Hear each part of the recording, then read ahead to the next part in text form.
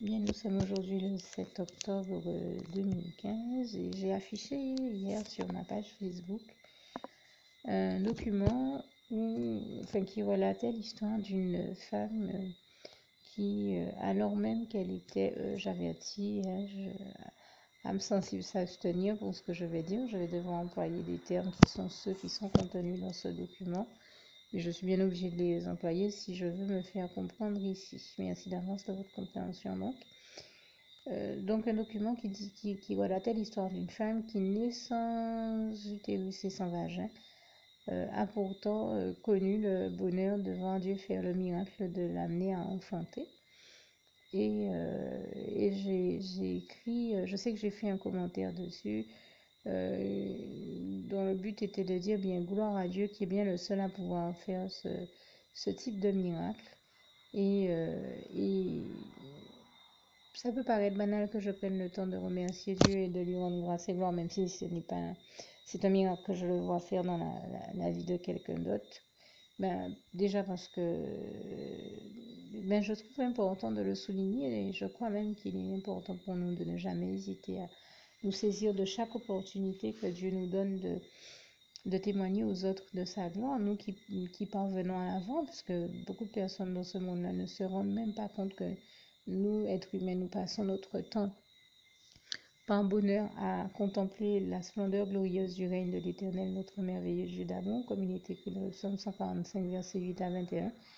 Il y a tout simplement que les trois quarts du temps, comme personne ne parle de la gloire de Dieu, eh bien, Dieu fait des miracles, des fois les plus extraordinaires, sous les yeux de beaucoup, et ça leur échappe totalement. Pour eux, on a l'impression que Dieu fait des choses les plus merveilleuses, les plus extraordinaires des fois dans leur vie. Et c'est vrai que malheureusement, certaines personnes ayant la sensation que tout leur est dû, peuvent considérer certains miracles comme un dénouement heureux et non pas comme la réalité de l'intervention divine dans leur situation pour les délivrer et les amener à la victoire. Ils ne se rendent même pas compte que s'ils ont certaines réussites et victoires dans leur vie, ce n'est que par l'unique grâce de Dieu. Ils sont persuadés que tout leur est dû ou qu'ils sont arrivés par eux-mêmes à ces victoires-là, alors que c'est Dieu qui les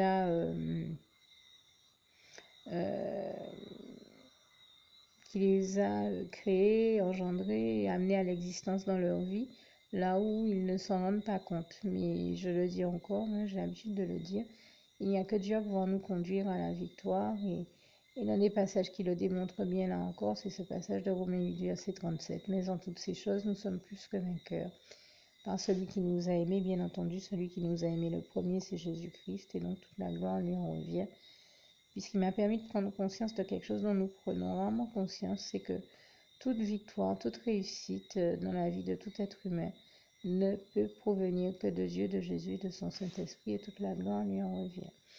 Et donc, il me semblait important, parce que si ça paraît peut-être être banal à certaines personnes, eh bien moi je trouve que des cas comme celui-là viennent nous démontrer la réalité de l'existence de Dieu, parce que ces cas-là défient toute logique, tout entendement humain. Et donc quand j'entends ce type de cas, qu'une femme sans utérus, sans vagin a pu donner naissance à un enfant, moi je me dis, il y a que Dieu qui peut faire ce type de miracle et toute la gloire revient à Dieu, à Jésus, à son Saint-Esprit. D'autant que Dieu m'a donné le bonheur de rencontrer une femme dans la vie de laquelle il avait fait un miracle aussi grand. C'était une femme qui en fait avait déjà eu plusieurs enfants et elle s'était dit en fait, je crois qu'elle avait eu quelque chose comme 3 ou 4 enfants et elle s'était dit quelque chose un petit peu du genre, j'ai eu 3 ou 4 enfants déjà. Bon, je suis arrivée à un âge où après tous les enfants que j'ai fait, pour moi, il est hors de question d'en refaire. Et lors d'une intervention qu'elle subissait, peut-être même pour une autre question, je sais qu'elle s'est vue proposer qu'on lui ligature les trompes. Et elle m'a dit quelque chose du genre, j'avais telle intervention à faire, j'en ai profité quand on m'a proposé ça pour me faire ligaturer les trompes par la même occasion. Alors je lui ai dit, mais c'est vraiment grave et vraiment, si jamais d'aventure on vous propose ce genre d'intervention, dites tout de suite non, parce que, sauf si c'est le Saint-Esprit qui vous demande de le faire, mais c'est vraiment de manière générale, je rends grâce et gloire à Dieu, à Jésus, au Saint-Esprit qui nous évite toute intervention chirurgicale inutile et ce que d'aucuns appelleraient tout charcutage inutile. Vraiment, chaque fois que vous en avez la possibilité, refusez toute intervention inutile et surtout des interventions aux conséquences aussi définitives, négatives et néfastes. Parce que je peux vous assurer que ces choses-là ne sont pas de Dieu. Dieu nous a créés en bonne santé, parfaitement. Et je pense à ce passage du psaume 139, verset 14, qui dit « Je te loue, Seigneur, de ce que tu as fait de nous, de si merveilleuses créatures. » Eh bien, si Dieu nous a créés parfaitement et a fait de nous des merveilleuses créatures, c'est bien pour que nous fassions tout pour arriver dans le meilleur état que possible, puisque lui-même nous a créés de la meilleure manière qui soit et toute la gloire lui en revient. Donc c'est vrai que j'en discutais un jour avec une sœur en Christ, je lui disais, mais Dieu nous a créés parfaitement, il a fait de nous de merveilleuses créatures, à nous aussi de faire de notre mieux pour que quand nous arrivions dans son royaume, le royaume des cieux, le royaume de Dieu, le paradis, et bien que nous arrivions au paradis en ayant, autant que faire se peut, entre guillemets, toutes nos pièces et tous les organes avec lesquels il nous a créés, plutôt que d'être dans quelque chose où on accepte de se faire enlever des choses sans raison valable. Ça, ce n'est pas de Dieu, c'est ce que je veux dire. En dehors de si Dieu nous demande avec insistance parce que on est dans une situation, un état de santé qui le nécessite. En dehors de ça, on ne s'amuse pas à accepter de se faire charcuter à la légère et pour n'importe quoi et n'importe comment. On est censé ne pas du tout accepter de se faire charcuter.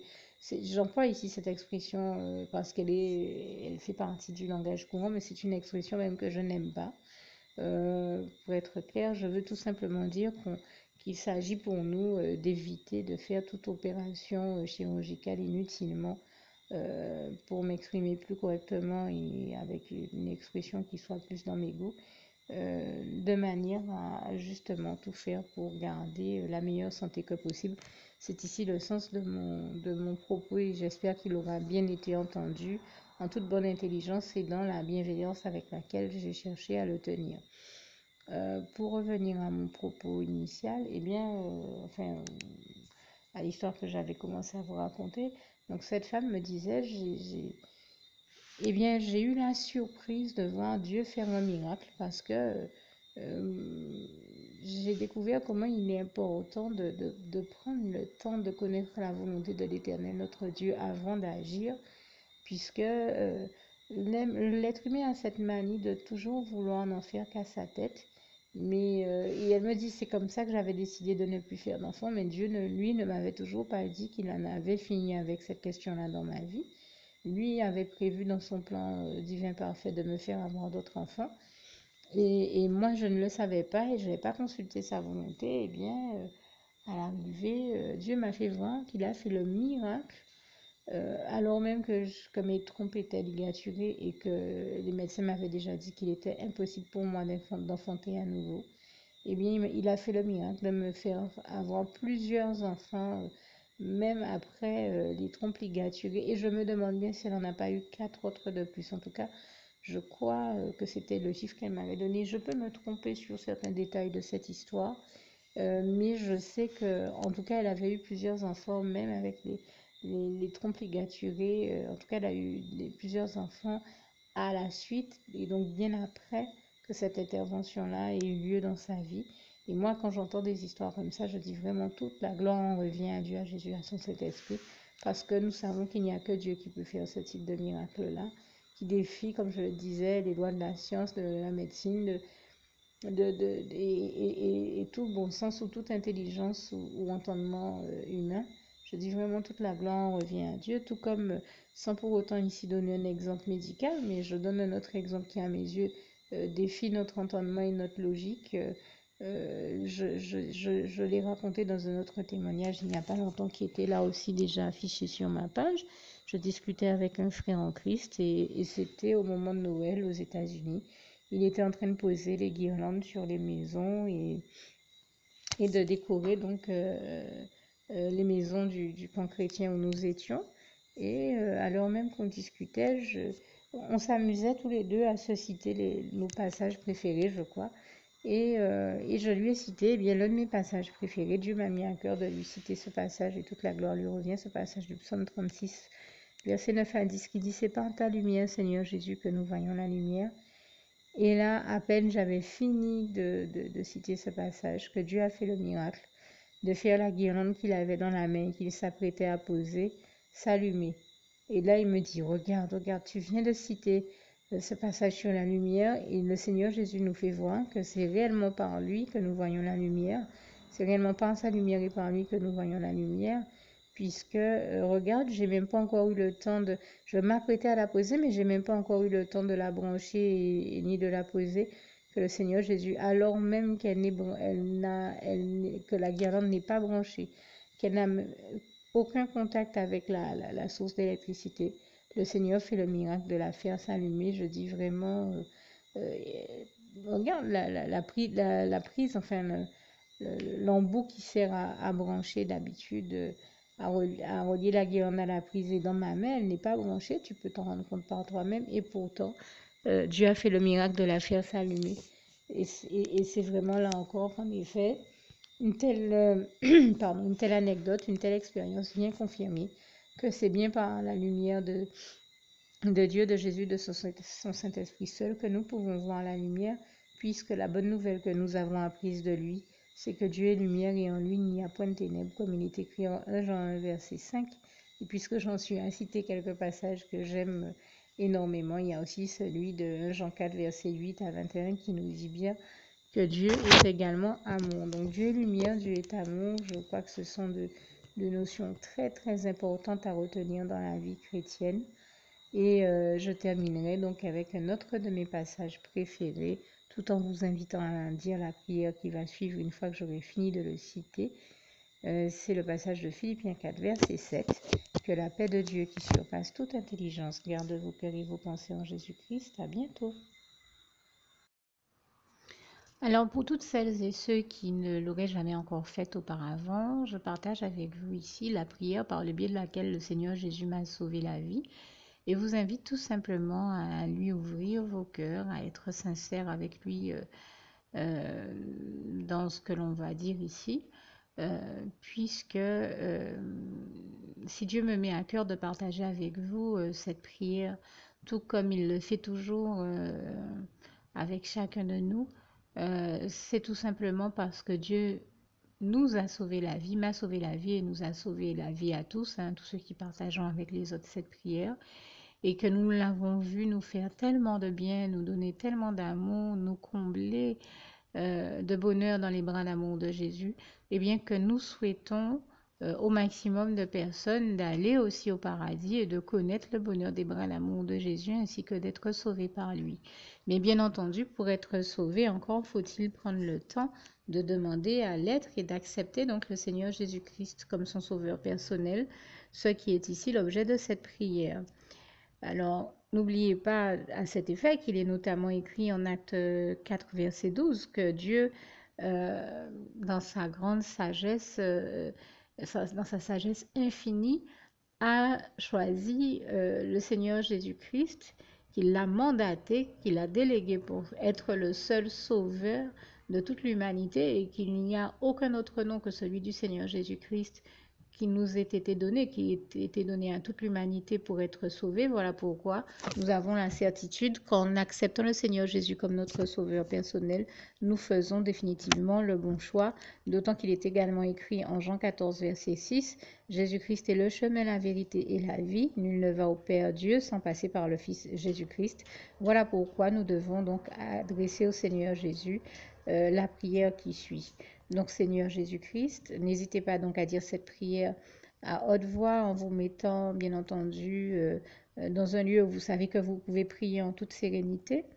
Donc Seigneur Jésus-Christ, Je t'accepte aujourd'hui comme mon sauveur personnel, moi, un tel. Vous dites votre nom et votre prénom.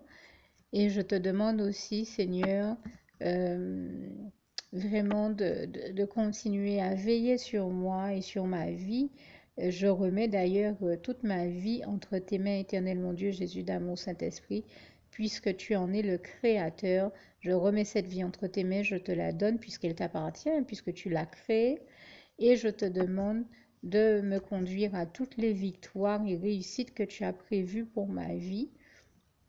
Tout comme je te demande aussi pardon, éternel mon Dieu, Jésus d'amour, cet esprit, pour tous les péchés que j'ai commis tout au long de ma vie, dès le début jusqu'à la date d'aujourd'hui incluse.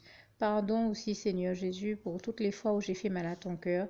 Et surtout, merci, Seigneur Jésus, quand le bon moment sera venu pour ça, de revenir me chercher pour m'amener avec toi dans tes bras d'amour au paradis où je veux demeurer et continuer à te servir et à t'appartenir pour l'éternité en éternité. Et c'est au nom puissant du Seigneur Jésus-Christ que j'ai fait cette prière.